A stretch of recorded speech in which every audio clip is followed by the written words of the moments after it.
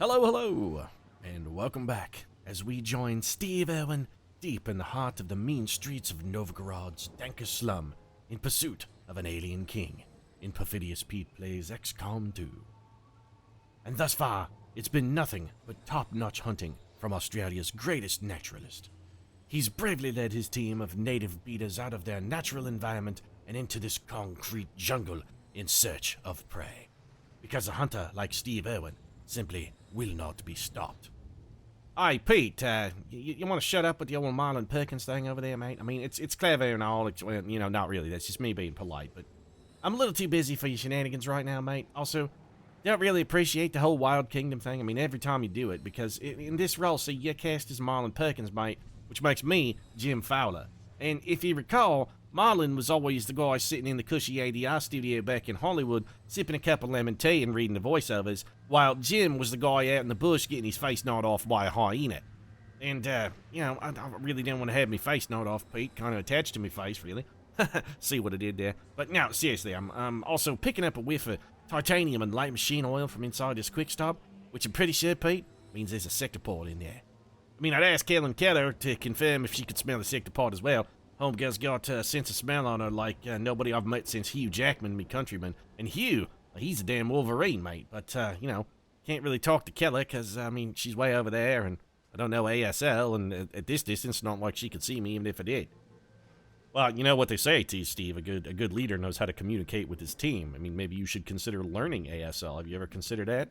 Hey, crikey, Pete, man. Why are you always riding my case, mate? Good goddamn, suddenly I gotta learn sign language too, mate. Geez, got anything else you want me to do? Cure world hunger? Find a cure for cancer as well? Always riding me case, mate. You never give any of this kind of stuff to old Casanova over there. I don't hear you bitching about old Atlas King. With him, it's always, oh, he's the sexiest man alive. All I ever get is grief, Pete. Where's the appreciation for the contributions of Steve Irwin? I'm feeling a little ill-used here, Pete. Little ill-used. Well, I mean, that's maybe a legitimate grievance, Steve. I'll consider rectifying my behavior in the future. Right now, though, we do have a sectopod over here, and I'm just trying to figure out what the safest or best way to assault this is. I'm not really coming up with much.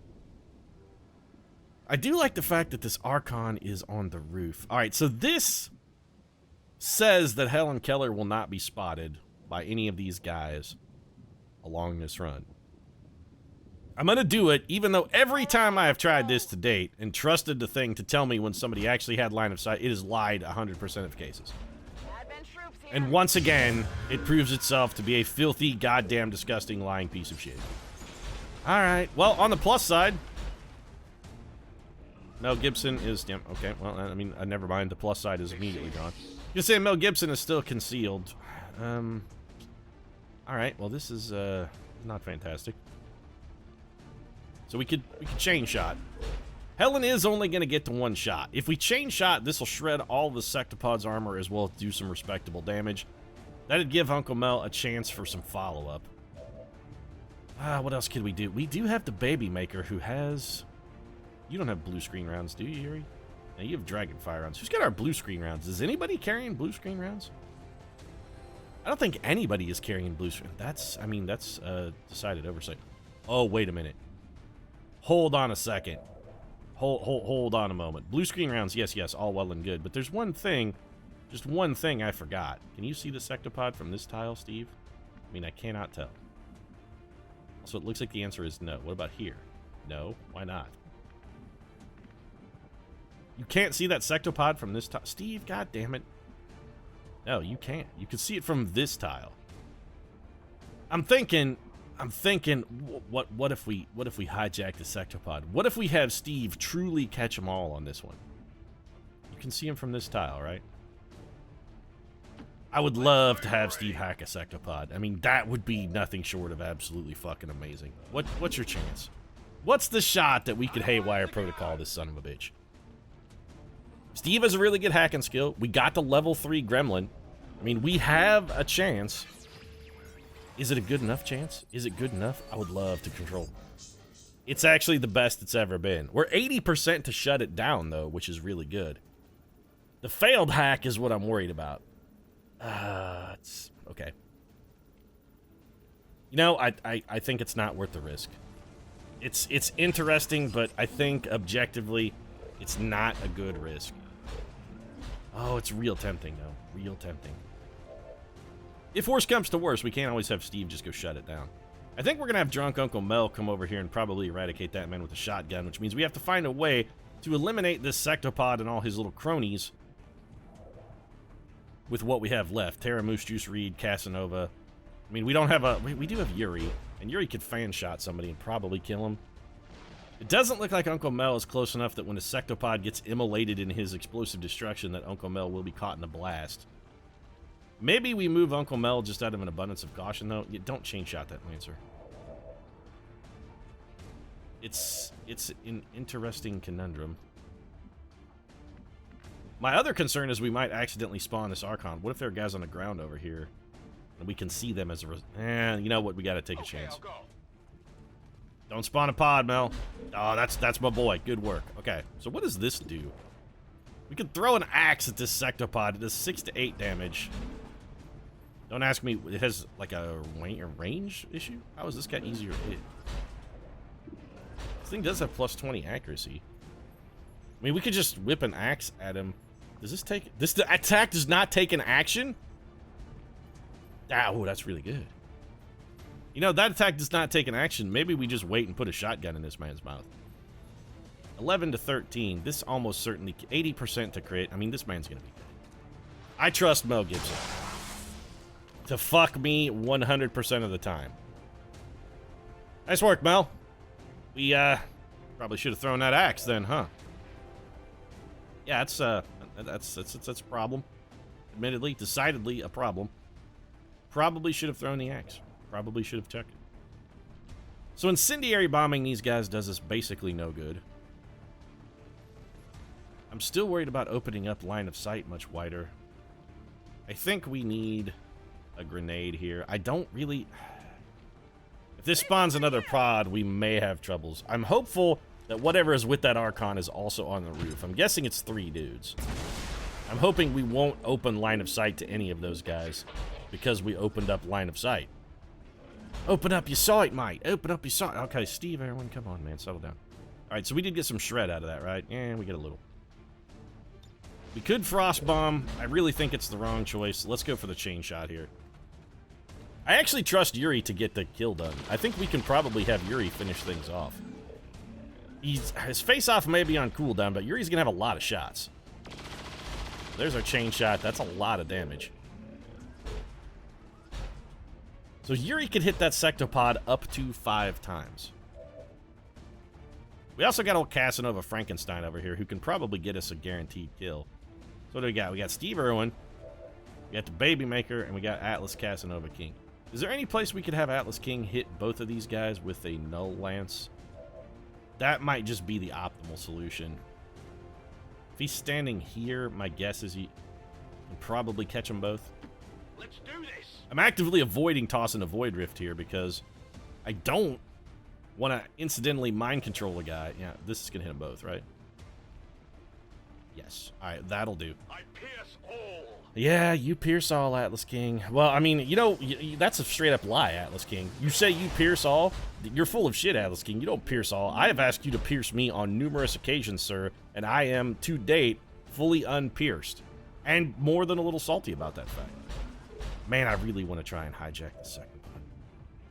So if we have Yuri go for the Lightning Hands, he could Lightning Hands, free shot, then take his regular free shot, and then fan fire, but I don't know if we need to burn a Lightning Hands. I think we're going to get enough damage here. Alternatively, we could just rapid fire him and probably kill him. Yeah, you know what? This is the better alternative. Let's just do this. Why Buck Convention? Yuri has the rapid fire. He's got the elevation. Let's just have Yuri shoot him twice with a sniper rifle. Yes, this is why you play poorly, Pete. You always try to be fancy, man. Sometimes best, most elegant solution is simple solution, Pete. Sometimes you should just keep it simple, stupid. Although I'd like to point out, that man is not dead and is still an elite over there. Never mind, Pete. I have completely fucked the dog. Yeti regret entire life, Pete. Regret entire life. I'm pretty sure that guy is not going to be able to see it either, which is a problem. So Steve has one action. We could aid protocol. Once it, God damn it, Yuri. Ah, you miserable piece of crap failure. All right, we have to hope that this mimic beacon is going to be visible to that stun lancer. Otherwise, Uncle Mel's going to get the shit shocked out of him. I mean, it wouldn't be the first time Uncle Mel's had the shit shocked out of him. Did you ever see that scene in Lethal Weapon 1 where they fucking tie him up in the bathroom and shock the holy living bejesus out of him? I mean, that's a thing. That happened. Little known fact, by the way, that also, when I say that happened, I mean, legitimately, they didn't actually, that was not special effects or anything. They just tied Mel Gibson up to a wall and shocked the holy living shit out of him. We gotta hope our mimic beacon does not die in one hit. It is still on its feet. Hey, crocky mates, it's Steve Irwin mimic beacon. You know Steve's got the health it takes to keep people safe. So you should go for the beacon. Excellent. That's exactly what we wanted. I mean, it's not exactly what we wanted, but it's what we needed. You know, I don't really think you could say that man was retired. One, he was killed, not retired. And two, we now have an Archon to worry about. Alright, well, this is an unusual barrel of salt. We could have drunk Uncle Mel take a shot and then run like, you know what, Uncle Mel, what if we have you throw... We could maybe have Uncle Mel chuck his axe and get a kill, but there's too many guys over here. Keller? I mean, Keller kills these two, no problem. And then still has a follow-up shot that she could use to take a shot at the Archon. I think this is probably how we start things off. So let's have Helen Keller whip a little salvo grenade here. I'd prefer to not destroy everyone's cover. You know what? That cover's going away anyway when we kill the Sectopod. He's gonna explode. It is known. Khaleesi, it is known. When Sectopod die, they explode in giant ball of fire. It is known, Khaleesi. It is known. And... Tara Reid actually took damage from that. Okay, well... I'd be a little more salty if it was anybody but Tara Reid. I mean, come on. Do I really care about Tara Reid? No, I don't. I try and pretend. I mean, I try and keep a good face for my troopers, but when it comes down to it, I don't give a single shit about Tara Reid. Some of my troopers, you know, a little concerned about their general wealth. Well, not wealth, but their general, like, well-being and safety, but Tara Reid is not one of those individuals. Alright, Atlas King. Well, you could actually do some decent work with a Void Rift, perhaps. And possibly that's our best bet. You gonna be able to see from over here? I mean, this says the answer is yes. So let's trust Atlas King to do what Atlas King do. He bring the Void Rift. That's what Atlas King do. You gonna catch both of these guys? Yeah, I'm pretty sure there's a third guy back there. Alright, King. You gotta give me something. Your last couple Void Rifts, I gotta say, man, have been real unimpressive. Real unimpressive. So here comes the insanity. Follow up Atlas King. Maybe a mind control, a panic, anything, something. You gotta help me out here. Okay, so disoriented is fine. And ruptured. Are we gonna get another one? Oh, we're getting another one. Here we go. Now Atlas King is on a roll. This is the Atlas King we've all come to know and love. That man is panicked and also took additional damage. You know, that ability, Schism, really sort of is necessary in order to make Void Rift kind of operative. Oh. Well, if you had murdered that man, it would have been the greatest thing of all time, but you did not murder that man. Still, I'm not going to be too salty. That worked out pretty well. Those guys are basically accounted for now, which means Drunk Uncle Mel can take a bad shot at that Archon if the need arises. I should prefer to have him not. I should prefer to not have the need arise. Let's bring Tara Moose Juice Reed over here. Reed, we'll come back to you in a minute. I think it's going to be up to Yuri on this one. I really don't want to have to use Fanfire if I don't have to. I want to have it available in case I'm still almost fully convinced we're going to be looking at an Alien King at the end of this. Nobody has shot at the thing yet. I mean, I don't know the specific mechanics of how this stuff works, but we saw one once. Call me crazy. I got a real strong suspicion we're going to see one again. That man should now be... Okay, he's covered in fire and acid. So if Yuri takes just a... It doesn't matter, even if this does minimum damage, between the fire and acid, we should have a pretty good shot of making that guy be dead. Or, yep, okay, so he's definitely dead then.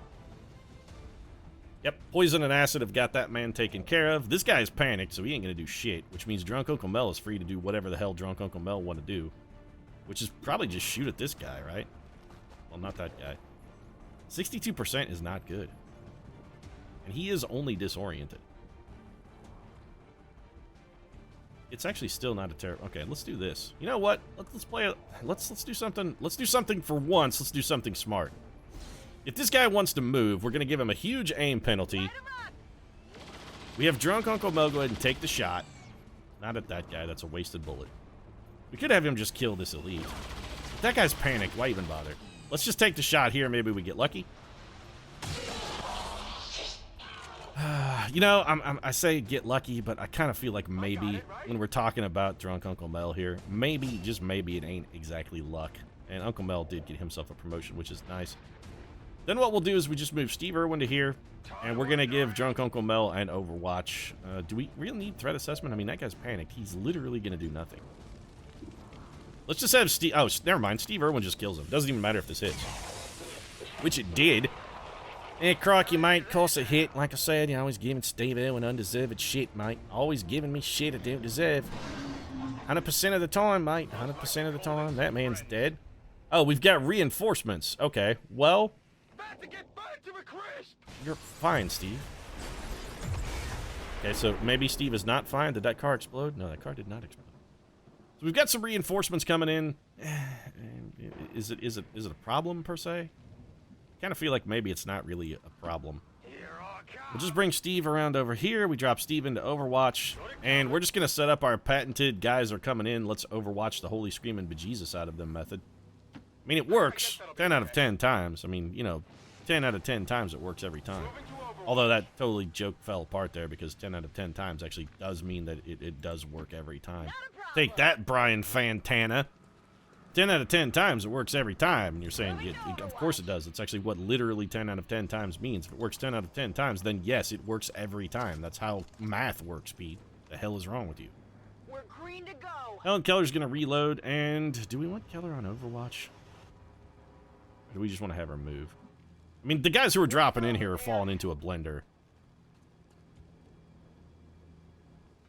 I kind of feel like we don't really even need her on Overwatch. I definitely don't want Atlas King on Overwatch because Atlas King's gun holds 1 bullet. So wasting it on an Overwatch shot may not be the most ideal use of Atlas King, or of rather Casanova's resources. No, wait, Atlas King? Why did I assume his name was wrong? Because you were making action with Yeti and Atlas King, both have Eastern European accent, Pete. Although I got to say, I have the 54-pack abs that Atlas King does not. It's not that Atlas is unhandsome. He is handsome, man, Pete. You're not wrong, but how can you compare with abs like these, Pete? I'd say he's washboard, but much more rippled than that. He's actually more like cheese grater. Have cheese grater abs, Pete. You could literally grate cheese on my abdomen. He's amazing. Yuri, I can't help but notice you're shooting a sniper rifle here. I mean, I don't care, because that was an amazing shot. Less amazing. That guy may die from fire damage. Oh, nope, never mind. He's much more healthy than I expected. We got a shield bearer, and these guys are toast. Also, one of them is next to something explodey. Looks like a gas tank, although, unfortunately, Steve Irwin is likewise next to that self-same gas tank. But you know what we can do here? Steve Irwin's gonna... No, we're not gonna mimic Beacon. We're gonna go skull mine a dude. That's what we're gonna do. We're gonna skull mine it. Skull mine. 40%, but he is the furthest away. Yeah, this is fine, Steve. Go. Stab him in the brain. This, I think, is actually why we've been getting so much extra intel, too. Yeah, once again, Pete, shit that Steve Irwin is doing, and Steve Irwin is not getting credit for. What am I doing? Stabbing a man in the brain, Steve. Steve? I called you Steve. Jeez, you got me so pissed off I can't even keep my name straight. Don't even know my own damn name, Pete. Let's stab this man in the brain, get you some more damn intel so you can go buy more helium to make more guns for jackals. I don't know why. Don't know why I do it, Pete. Don't know why I reward this kind of behavior, mate. Really ought to think better of it. I still also am concerned about the Alien King. I still think there's going to be one on this mission. So much so that I don't want to use any kind of consumable or expendable that I might need. So I think we just bring Tara Reid up here and have her incendiary bomb these guys. I mean, Tara Reid is hurt, which is unfortunate. Well, she's not necessarily hurt. Tara Reid took damage. We should be more clear. So here comes the old incendiary bomb. These gentlemen are about to have a very scarecrow afternoon. How about a little fire, Scarecrow? Alright, well, I mean, they are burning, although that did some very unimpressive damage. It also didn't destroy anybody's cover, which is a bit not great. Atlas King, what can you do? Get Insanity a man. Not a terrible idea. Yeah, you know what? No, not Soulfire. Insanity, please. Yes, the shield bearer at 95%. I'm okay with that. You're in control, Atlas King? I mean, you're in control of my heart. I know that for a fact. 95%, Atlas. Great job. Real proud of you. That's solid work. It's good effort, sir. Good job. Well done. Everybody's real proud of you. All right, Yuri.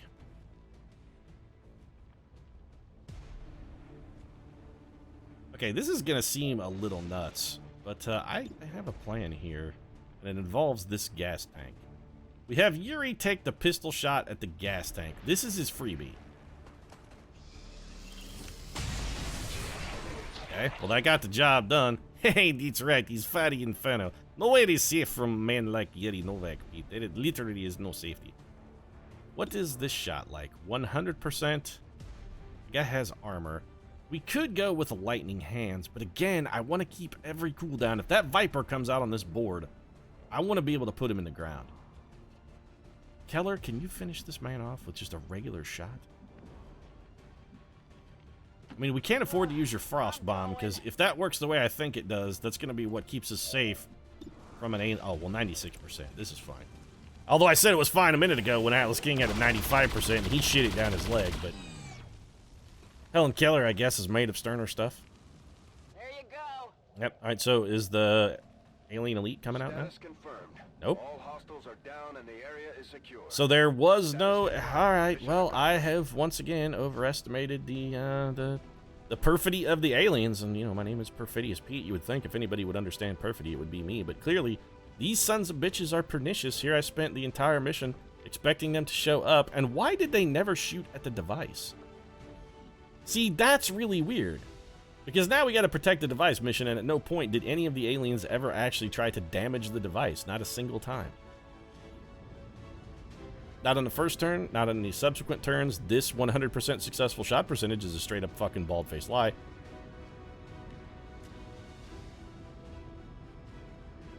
Eight damage per attack, 2 enemies killed per turn. Pretty good. Mimic Beacon, most under cover, or most under fire. Well, I'll take a Mimic Beacon undercover. Mimic Beacon, you're going undercover.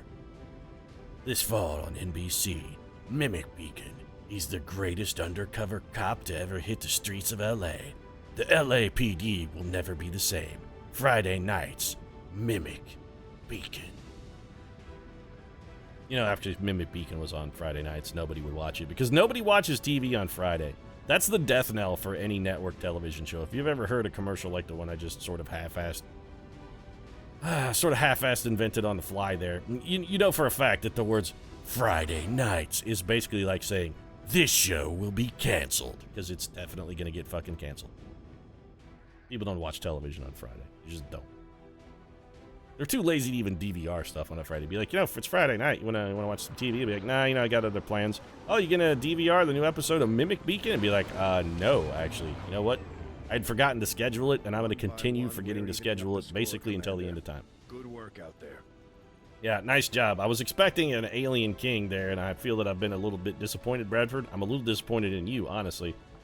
Drunk Uncle Mel Gibson picking up a promotion. He's gonna take a run and gun. This is a no-brainer ability. And that almost makes Uncle Mel serviceable long-term for Jake Busey, although I would like to get Jake Busey some more kills. Mel's kill-to-mission ratio has suffered a little bit. He's barely at 2-to-1. Meanwhile, the Baby Maker continues to climb. Yes, this is correct, Pete. The Baby Maker is always climbing. Higher and higher, like a world champion figure skater. I climb overall national rankings until eventually I am #1 in the world, favored to win Olympic gold in tandem ice dancing. Was that a little Freudian slip there? No, it's not Freudian at all. Yeti is not ashamed of his ultimate intention to become Olympic ice dancer. It's a beautiful thing. It's a fantastic sport. It's all about choreography and meshing of partners. It's beautiful and amazing artistic expression, Pete. Just because you do not appreciate it just means you are an uncultured lout. Yeti love ice dancing. Efforts today, Commander. So we countered the Alien Infiltrator event for like the 3rd time, I think, possibly. They're really really, really intent on the old alien infiltrators here. I have no idea what Optimus Prime said because I wasn't paying attention at all. And we have a new staff member who I guess we could throw down in resistance comms because, shit, why not? So, Dmitry Ilyushin? Sure. Did we have 2 unstaffed engineers? Really? We still have an unstaffed engineer. It's still Dmitry Ilyushin. Alright, Dmitry. I mean, you lazy scrub. What the hell? We don't really need power at the moment. Here's the other thing, though. We don't really need contacts. And we've got more people coming. You know what? Screw all this shit. Here's what we're gonna... no, not that facility. I want to go with this hole. I'm going to build a defense matrix because I can and because they're cheap and I have really nothing else to do with these supplies. I'll spend 2 power and it's fine. Facility construction initiated. Building it. Who would you like to assign them here? Sure. I mean, yes, we'll have Ilyushin build our defense matrix. That seems reasonable. We're going to have 3 more free engineers coming up when we finish clearing this alien machinery in 6 days. So it's not like assigning Ilyushin to build our defense matrix is a problem. We're going to have more than enough contacts to blanket the world. Power, I mean, we're pretty well sorted. I don't think we're going to need another power generation facility. We would need 4, and we actually have more power available if we just dedicate an engineer. Yeah, you know what? No, we're good. The base is basically sorted. There is an achievement for building something in every slot of the base, so I may just build a pointless laboratory in achievement's sake. I don't know why I came up here, but we could go pick up another soldier. I mean, that's interesting. We might consider doing that, especially since we do have a wounded soldier. Commander, I appreciate you recruiting new staff for the engineering team. Yeah, you're welcome, Lily. We have people still waiting for an assignment. Who is... Okay, Lily, you keep saying there's an unstaffed engineer. It's Adriana Guzman. All right, hold on a minute. Let's look at our engineer situation here. How many goddamn engineers do we have that aren't doing anything? We actually have 2 engineers who are sitting on their fucking asses doing jack shit. This is the greatest job. You know what? This is like everybody's dream job. What do you want to do when you grow up, Pete? You know what I want to do? I want to be an XCOM engineer. That's what I want to do, because basically it means sitting around on your dead ass like Grady Bryant, just absolutely refusing to work and never doing anything.